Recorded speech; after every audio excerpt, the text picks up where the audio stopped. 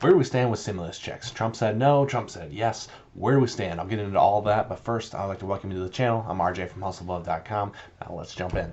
All right, so we'll start out with Trump's tweets from yesterday.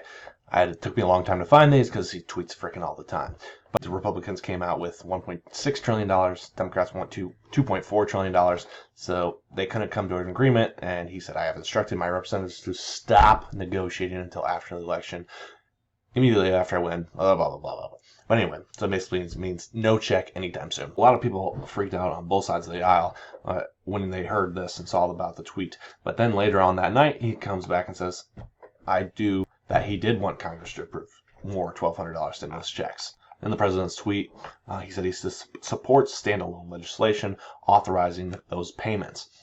So Trump has also called for other standalone legislation which provides $25 billion to help the airline industry that's struggling since the pandemic, as well as $135 billion for additional Paycheck Protection Program loans to small businesses. For a long time, the Democrats have been opposed to standalone legislation, going more for a full bill that covers everything.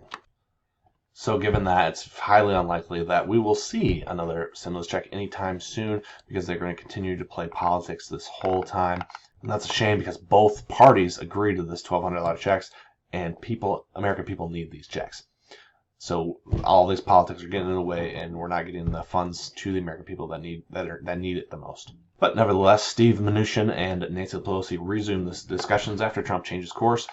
So Steve Mnuchin reportedly pressed Nancy Pelosi on the possibility of passing standalone bills that are smaller packages and that would help the airline industry, and she fired back that the House Republicans had blocked an attempt by Democrats to consider a standalone airline bill last week. So we didn't really learn anything new from their discussions, but the good news is they are still in the negotiations and they haven't dropped it completely.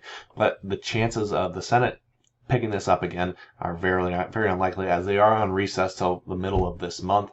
And when they get back, they're going to be all focused on confirming a new justice to replace Ruth Bader Ginsburg.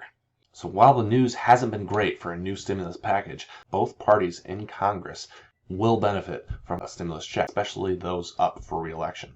So there is a chance, and I'll continue to monitor the situation and keep you updated. Be sure to hit that subscribe button, like this video to get out to more people. Again, my name is RJ, and I'll see you on the next video.